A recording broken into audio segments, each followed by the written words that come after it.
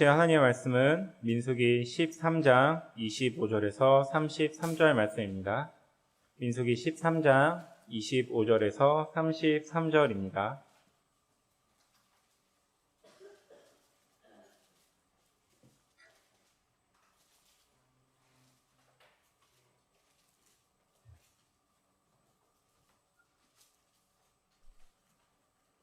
다 찾으신 줄 알고 25절에서 33절까지 한 목소리로 같이 교독하겠습니다. 민수기 13장 25절입니다. 40일 동안 땅을 정탐하기를 마치고 돌아와 바람 광야 가데스에 이르러 아론과 이스라엘 자손의 온 회중에게 나와 그들에게 보고하고 그 땅의 과일을 보이고 모세에게 말하여 이르되 당신이 우리를 보낸 땅에 간즉 과연 그 땅에 젖과 꿀이 흐르는데 이것은 그 땅의 과일이니이다. 그러나 그 땅 주민은 강하고 성읍은 견고하고 힘이 클 뿐 아니라 거기서 아낙 자손을 보았으며 아말렉인은 남방 땅에 거주하고 헷인과 여부스인과 아모리인은 산지에 거주하고 가나안인은 해변과 요단가에 거주하더이다. 우리가 곧 올라가서 그 땅을 취하자 능히 이기리라 하나 그와 함께 올라갔던 사람들은 이르되 우리는 능히 올라가서 그 백성을 치지 못하리라. 그들은 우리보다 강하니라 하고 이스라엘 백성께서 그 정탐한 땅을 악평하여 이르되 우리가 두루 다니며 정탐한 땅은 그 거주민을 삼키는 땅이요 거기서 본 우리 백성의 신장을 장대한 자들이며 같이 읽겠습니다. 거기서 네피림 후손인 아낙 자손의 거인들을 보았나니 우리는 스스로 보기에도 메뚜기 같으니 그들이 보기에도 그와 같을 것이니라. 아멘.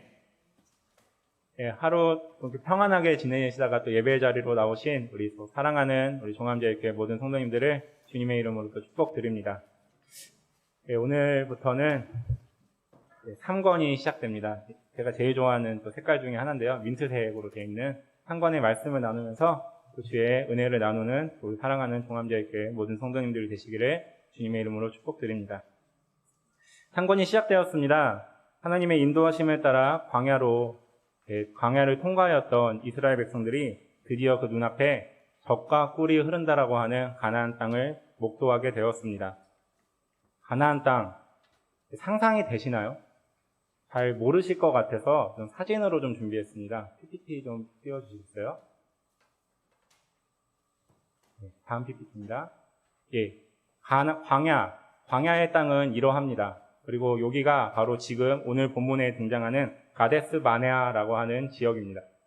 그 지역에서 망루가 하나 설치되어 있는데요. 현재 이 2020년에는 그 망루에서 자신들이 걸어왔던 광야를 바라보면 이러한 모습이 보입니다. 그리고 180도를 돌아서 가나안 땅을 바라볼 때는 이러한 풍경이 펼쳐집니다. 다음 PPT입니다. 180도를 딱 돌아가는 순간 풀이 보이기 시작해요. 그리고 과연 저기가 젖과 꿀이 흐르는 땅이구나 라고 하면서 느낄 정도로 화사한 지역이 펼쳐지는 곳이 가나안 땅이었습니다. 그리고 이 가나안 땅을 눈으로 보고 있는 이스라엘 백성들에게 하나님은 모세를 통하여서 다음과 같이 명령하십니다. 민수기 13장 1절에서 2절입니다. 제가 대표로 봉독하겠습니다. 민수기 13장 1절에서 2절입니다. 여호와께서 모세에게 말씀하여 이르시되 사람을 보내어 내가 이스라엘 자손에게 주는 가나안 땅을 정탐하게 하되 그들의 조상의 가문 각 지파 중에서 지휘관된 자 한 사람씩 보내라. 아멘. 오늘 본문은 이스라엘이 이제 가나안 땅을 두 눈앞에 목도하고 있을 때 하나님께서 그 가나안 땅을 정탐하라라고 하는 명령으로 시작하고 있습니다. 하나님께서 그 땅을 정탐하라고 하십니다. 그 이유가 무엇입니까? 오늘 본문에서는 명확하게 등장하지는 않지만 성경을 살펴볼 때 여호수아가 여리고성을 정탐하고 기드온이 하나님의 명령에 따라 미디안의 그 성읍들을 정탐했을 때 그 이유를 알 수 있습니다. 하나님께서 새로운 지역을 정탐하라고 하신 이유는 그들에게 믿음을 주기 위함이었습니다. 이스라엘 백성들은 광야를 걸어오면서 앞서 우리가 첫 번째 사진으로 봤던 그 척박한 땅을 걸어가고 있었습니다. 그 땅을 매일 아침마다 보면서 그들의 입술에는 항상 원망과 불평 그리고 하나님에 대한 불신앙이 가득하였습니다. 우리가 지금 이 땅을 계속 걸어가고 있는데 이 광야, 이 사막이 끝나지 않으면 어떡하지? 조상들은 가나안 땅이 젖과 꿀이 흐르는 땅이라고 하였는데 과연 그 땅은 젖과 꿀이 흐를까? 우리는 계속 이 사망을 걷고 있는데 이스라엘 백성들에게는 가슴 깊이 꽉 차 있는 불신앙, 원망, 불평, 그리고 하나님에 대한 신뢰가 없던 상황이었습니다. 그래서 하나님께서는 이제 가나안 땅을 두 눈앞에 독도하고 있는 이스라엘 백성들에게 정탐꾼을 보내어 내가 너희에게 약속한 땅이 과연 젖과 꿀이 흐르는 땅인지, 그리고 그 땅으로 들어갔을 때 내가 너희들에게 약속한 그 땅을 차지하게 할 수 있는지 너희의 두 눈으로 목도하고 정찰하고 그리고 믿음을 가져라. 내가 너희에게 약속한 땅이 바로 너희의 눈앞에 있다. 이렇게 하나님께서는 이스라엘 백성들에게 믿음을 주기 위하여 가나안 땅을 정탐하라고 하십니다. 이제 가나안 땅을 정탐하는 이야기로 들어가 보겠습니다. 첫 번째 주제입니다. PPT를 좀 띄워주시겠어요? 네, 같이 한번 한 목소리를 읽겠습니다. 믿음을 잃으면 하나님의 능력 대신 자기 능력을 바라보게 됩니다. 제가 다시 한번 읽어보겠습니다. 믿음을 잃으면 하나님의 능력 대신 자기 능력을 바라보게 됩니다. 이스라엘 백성들은 하나님의 명령에 따라 12지파에서 지휘관들을 한 명씩 선출하여 12명의 정탐팀을 결성하여 가나안 땅으로 들어가게 하였습니다. 그리고 40일간 정탐을 하였고 그들이 복귀하였을 때 오늘 우리가 읽었던 본문처럼 정탐의 결과를 보고하게 됩니다. 민수기 13장 25절에서 29절에 등장하는 그들의 보고를 살펴보게 되면 그들이 모세를 통하여 하나님이 명령하신 그 정탐을 완벽하게 완수하였음을 살펴볼 수 있습니다. 그들은 막대기로 들어야 할 정도로 큰 가나안 땅의 열매들을 들고 왔었고 그 땅이 과연 젖과 꿀이 흐르는 땅이라는 것을 두 눈으로 바라보며 그 땅은 비옥한 땅이었다라고 보고하고 있습니다.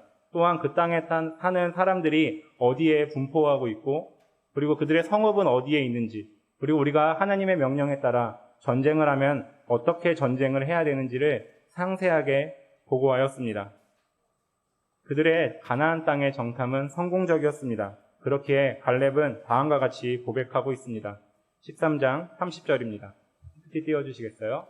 같이 한번 한 목소리로 공독하겠습니다. 30절입니다.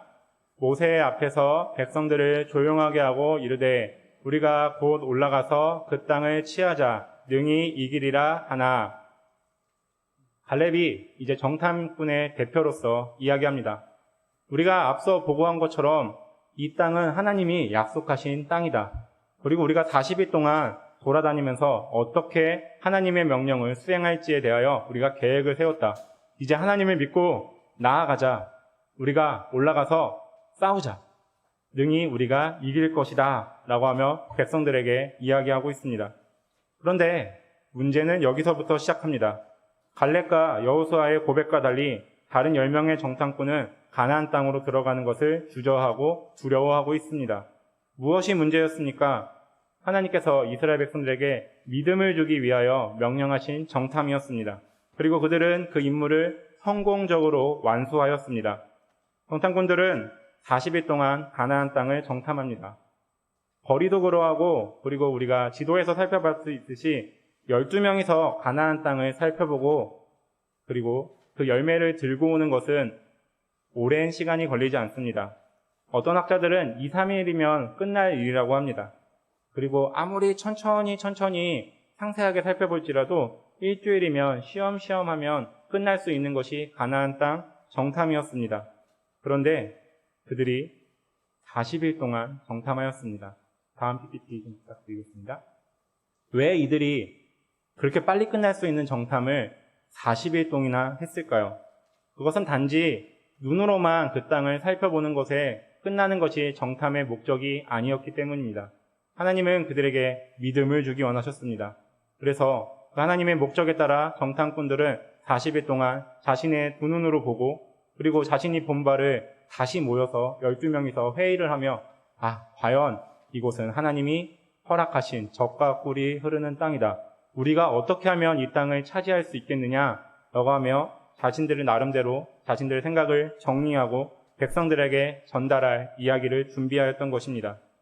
즉 40일간의 정탐은 12명이 자신들의 생각들을 모으고 마음을 정리하여 하나님 앞에 믿음을 고백해야 되는 것을 준비해야 되는 시간이었습니다. 그 기간이 40일이었습니다. 하나님께서는 40일 동안 정탐꾼들이 이 땅을 살펴보면서 자신의 마음들을 가득 채우고 있는 불신앙, 불평, 원망, 부정적인 생각들을 씻어내리고 하나님이 처음에 의도하셨던 언약을, 하나님의 약속을 믿는 믿음을 가득 채우기를 원하셨습니다. 정탐꾼들은 40일 동안 그 땅을 살펴보며 이모저모를 살펴보며 그 땅의 정보를 얻는 데는 성공하였지만 하나님에 대한 믿음을 얻는 데는 실패하였습니다. 그래서 그들은 이렇게 고백합니다. 민수기 13장 31절입니다. 제가 대표로 봉독하겠습니다. 함께 올라갔던 사람들을 이르되 우리는 능히 올라가서 그 백성을 치지 못하리라. 그들은 우리보다 강하니라 하고, 이스라엘 백성들이 가나안 땅을 정복하고 가나안 땅에서 하나님이 약속하신 그 약속을 누리기 위하여 40일이라고 하는 정탐의 시간은 하나님이 우리에게 말씀하신 약속을 되돌아보고 믿음을 공고하게 해야 되는 시간이었습니다. 즉 하나님의 새로운 역사를, 하나님의 새로운 사역을 준비해야 되는 시간이었습니다. 그런데 그 시간들 가운데 정탐꾼들은 그들의 믿음을 잃어버리게 됩니다. 그들이 몰아내야 했던 불신앙, 원망, 불평, 부정적인 생각들을 몰아내지 못하고 그것에 더욱 깊이 잠식되어지는 모습을 보이게 됩니다. 믿음에 이르면 하나님이 약속해 주신 것에 대한 신뢰를 잃게 됩니다. 그리고 하나님의 힘입어 헤쳐나가야 될 여러 가지 삶의 문제들, 믿음의 문제들에 대하여 자신의 힘으로 해결하려고 하다 더욱 큰 좌절에 빠지게 됩니다. 정탐꾼은 믿음으로 굳건하게 서야 될 그 시기에 오히려 믿음을 잃어버리게 된 것입니다. 두 번째 이야기입니다. 다음 PPT 부탁드리겠습니다. 같이 한번 읽어보겠습니다. 믿음을 잃으면 과거에 경험했던 하나님의 권능과 주님이 주신 미래의 약속을 잊게 됩니다.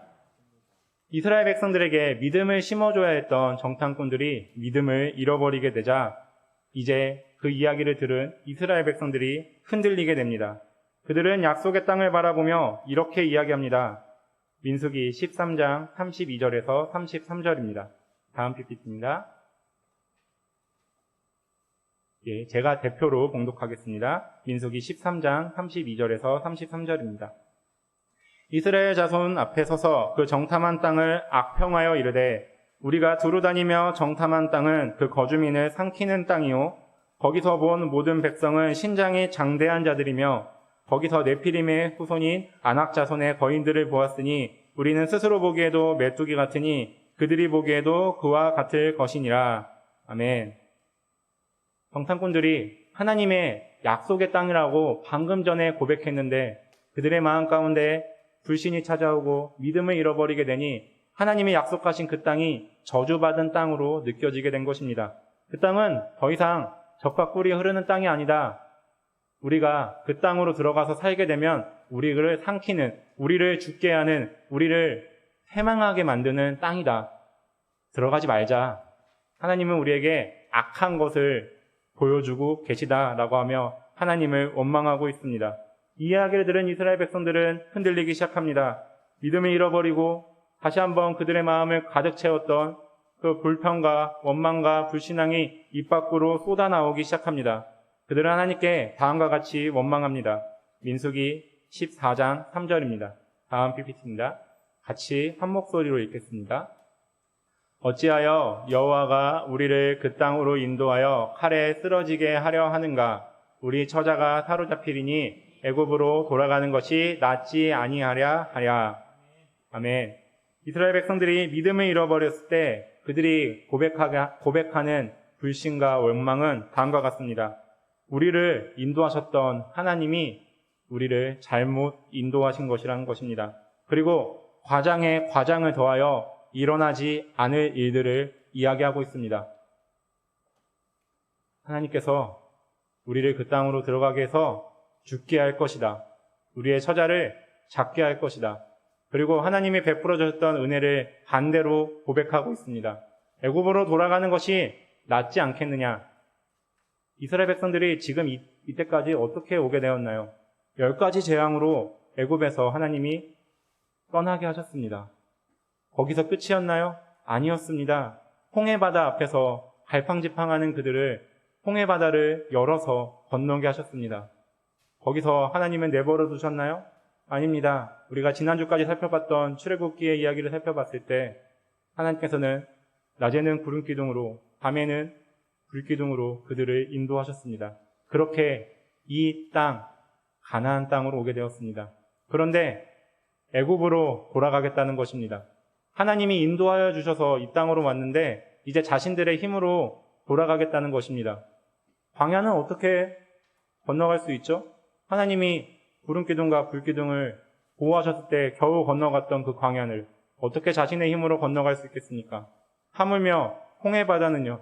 하나님이 동풍을 불어서 가르셨던 그 홍해바다를 우리가 다시 건너가서 애굽으로 들어가겠다라고 하며 하나님의 은혜를 망각하는 모습을 보입니다. 그리고 자신의 힘으로 그것을 하겠다라고 이야기하며 하나님은 우리를 배반하였다라고 하며 하나님에 대한 불신앙, 원망, 불평들을 쏟아내고 있습니다.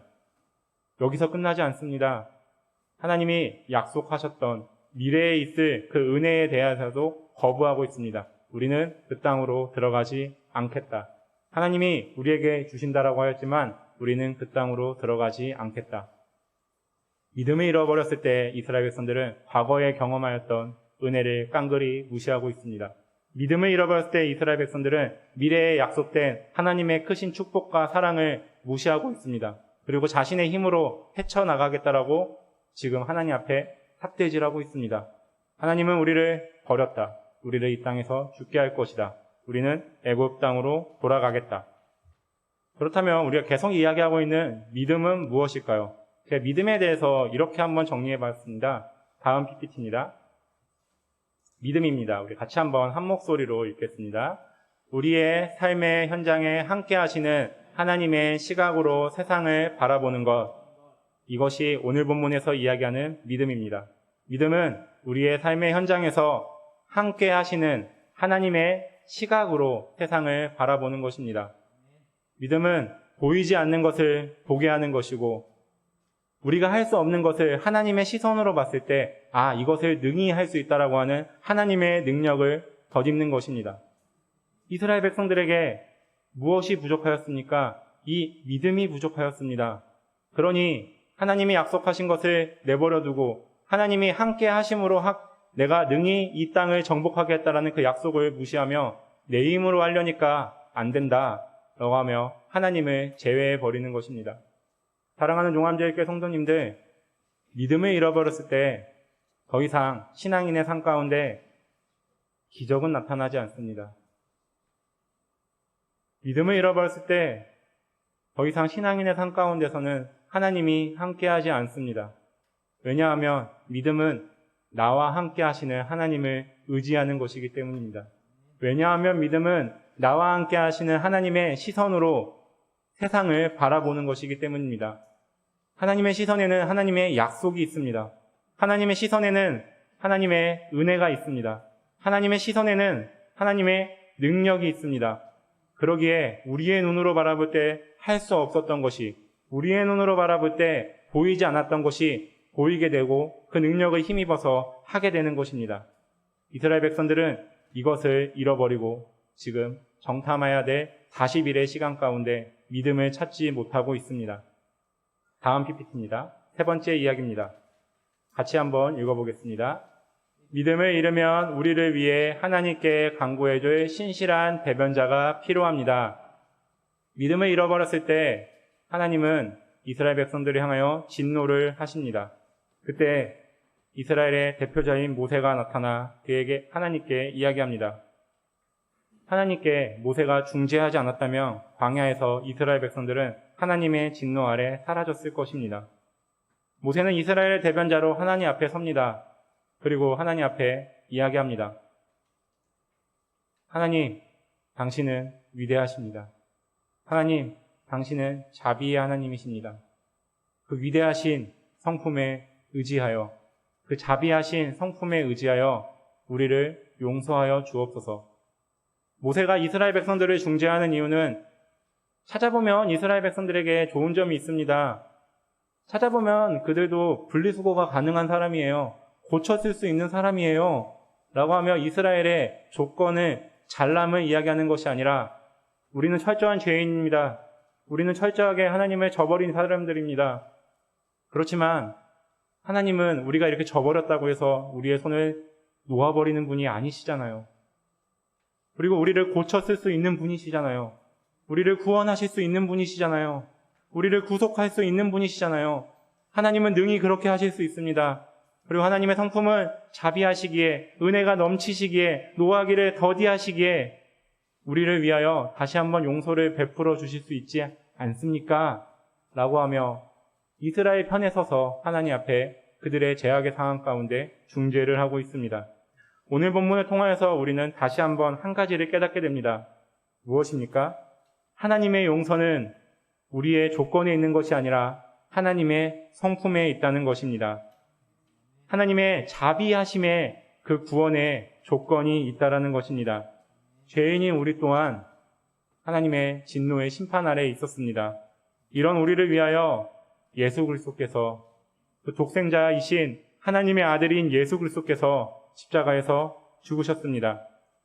그 십자가의 죽으심이 무엇이었습니까? 신약성경은 단호하게 이야기합니다. 예수 그리스도의 죽음은 하나님의 자비하심을 대표하는 은혜의 사건이다.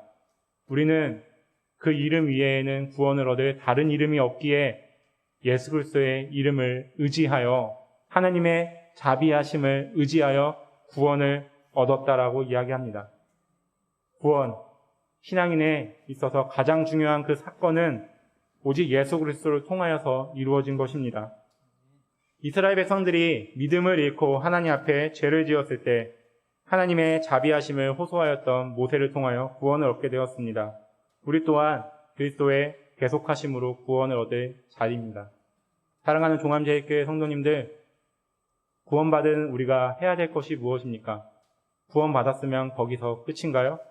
오늘 본문은 조금 더 나아가기를 요청하고 있습니다.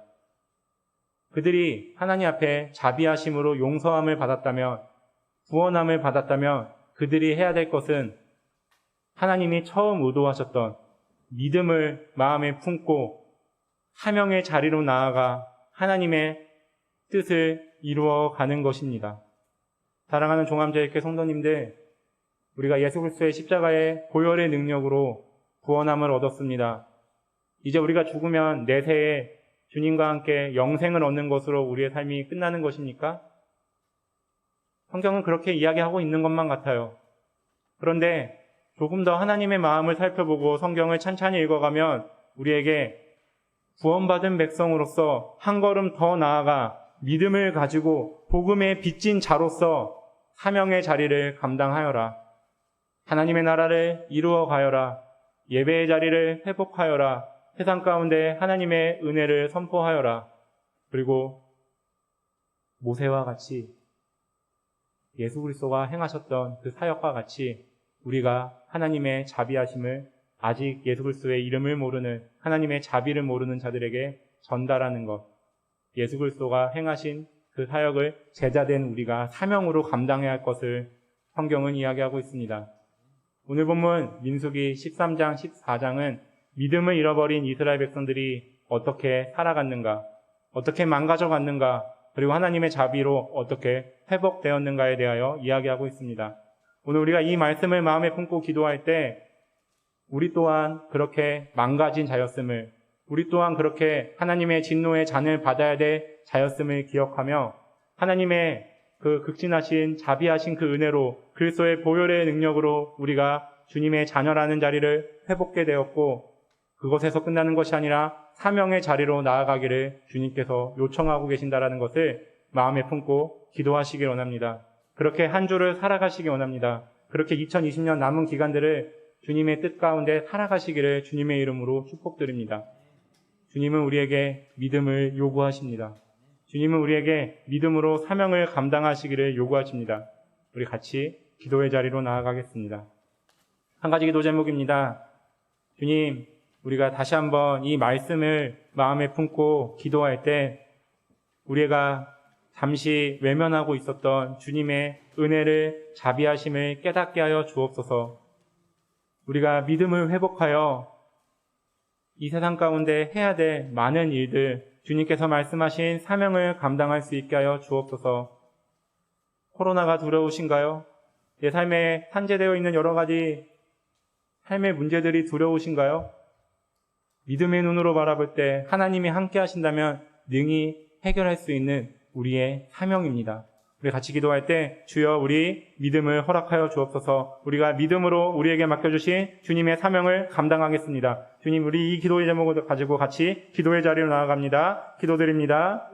주여 하나님 아버지 감사드립니다. 주님, 우리의 삶 가운데 찾아와 주사 믿음을 허락하시는 주님, 우리가 믿음의 자리로 나아가 주님의 사명을 감당할 수 있게 하여 주옵소서. 주님, 우리 믿음으로 주님의 시선을 회복하게 하여 주옵소서. 코로나가 두렵습니다. 주님, 삶에 여러 가지 한해되어 있는 문제들이 두렵습니다. 주님, 인간관계가 두렵습니다. 주님, 여러 가지 문제들이 우리가 너무나 버겁습니다. 주님, 그러나 이것은 우리의 시선으로 바라볼 때 그런 것입니다. 주님, 우리가 주님 안에서 말씀을 통하여 기도하는 가운데 우리의 무릎이 낙타 무릎이 되어 주님 기도를 통하여 믿음을 회복하여 주님을 바라볼 수 있게 하여 주옵소서. 주님의 능력을 힘입어 우리에게 맡겨주신 사명을 감당할 수 있는 우리 사랑하는 종합제일교회 모든 성도님들이 될 수 있도록 주여 붙들어 주옵소서. 우리를 붙들어 주옵소서. 우리를 함께하여 주옵소서. 믿음을 허락하여 주옵소서. 주님의 시선으로 세상을 바라보게 하여 주옵소서. 주님의 복음으로 세상을 치유하게 하여 주옵소서. 주님, 이렇게 우리의 삶을 정립하게 하여 주옵소서. 우리의 삶 가운데 주님을 드러내게 하여 주옵소서. 나의 가족들에게, 나의 이웃들에게, 나의 사랑하는 종합제일교회 모든 교우들에게 주님을 증거하는 삶을 살아갈 수 있도록 주여 붙들어 주옵소서. 우리를 붙들어 주시고 믿음을 허락하여 주시고 함께해 주시는 주님을 바라볼 때